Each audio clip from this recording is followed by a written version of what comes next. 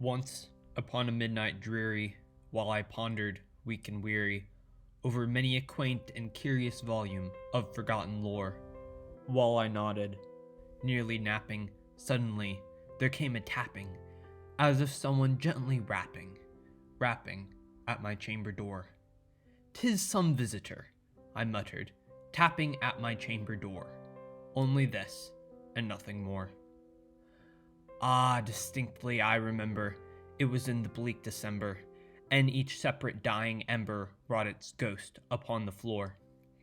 Eagerly I wished the morrow, vainly I had sought to borrow from my books surcease of sorrow, sorrow for the lost Lenore, for the rare and radiant maiden whom the angels name Lenore, nameless here, forevermore. And the silken, sad, uncertain rustling of each purple curtain thrilled me, filled me, with fantastic terrors never felt before. So that now, to still the beating of my heart, I stood repeating, "'Tis some visitor entreating entrance at my chamber door. Some late visitor entreating entrance at my chamber door.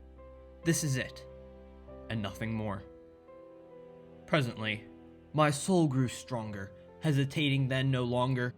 "Sir," said I, "or madam, truly your forgiveness I implore. But the fact is, I was napping, and so gently you came rapping, and so faintly you came tapping at my chamber door, that I scarce was sure I heard you. Here I opened wide the door. Darkness there, and nothing more. Deep into that darkness peering, long I stood there, wondering, fearing, doubting, dreaming dreams no mortal dared to dream before. But the silence was unbroken, and the stillness gave no token, and the only word there spoken was the whispered word, Lenore. This I whispered, and an echo murmured back the word Lenore. Merely this, and nothing more.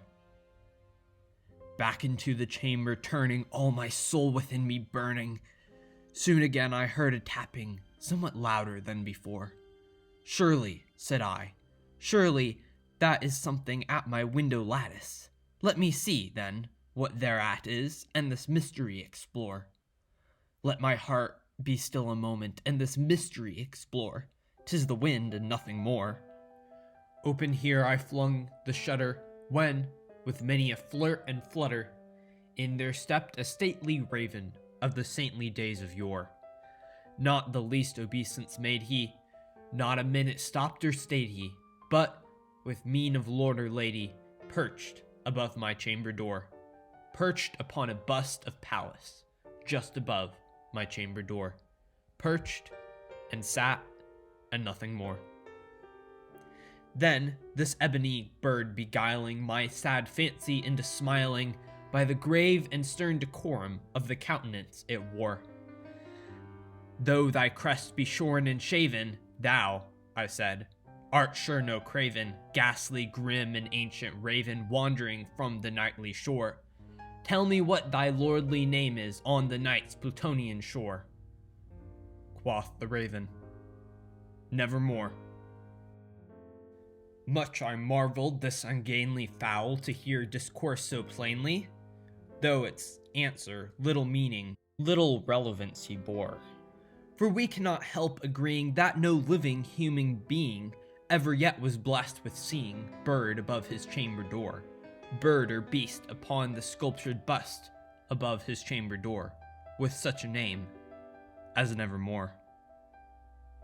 But the raven, sitting lonely on the placid bust, spoke only that one word, as if his soul in that one word he did outpour. Nothing farther than he uttered, not a feather than he fluttered, till I scarcely more than muttered, "Other friends have flown before, on the morrow he will leave me, as my hopes have flown before." Then the bird said, "Nevermore." Startled at the stillness broken by reply so aptly spoken, "Doubtless," said I, "what it utters is only stock and store, caught from some unhappy master, whom unmerciful disaster followed fast and followed faster, till his songs one burden bore, till the dirges of his hope that melancholy burden bore, of never, nevermore. But the raven, still beguiling all my fancy into smiling, straight I wheeled a cushioned seat in front of bird and bust and door.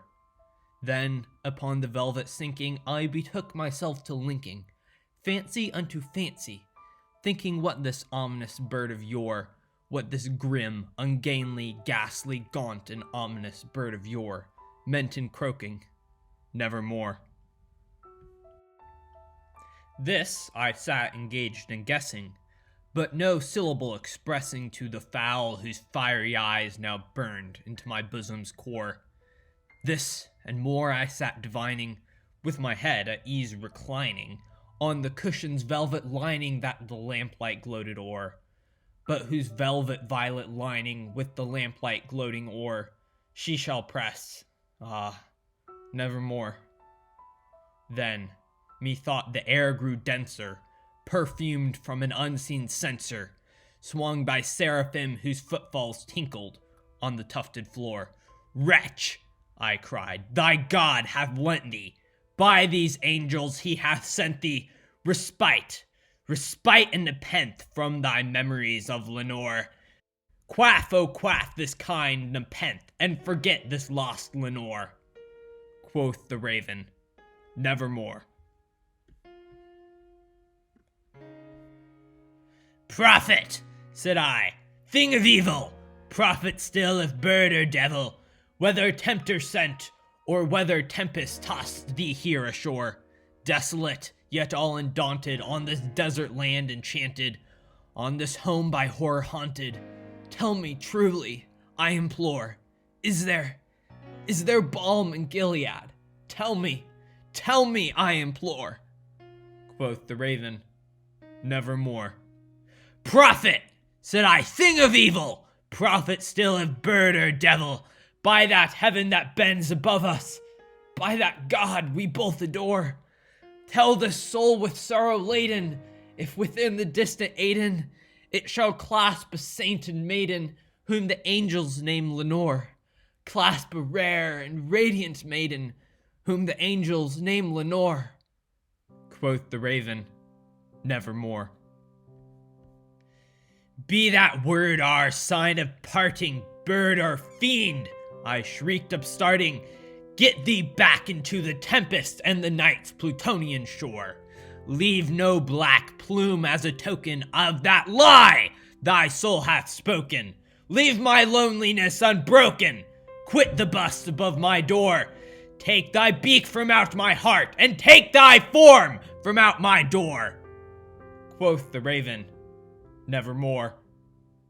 And the raven, never flitting, still is sitting on the pallid bust of Pallas just above my chamber door, and his eyes have all the seeming of a demon's that is dreaming, and the lamplight o'er him streaming throws his shadow on the floor, and my soul from out that shadow that lies floating on the floor shall be lifted nevermore.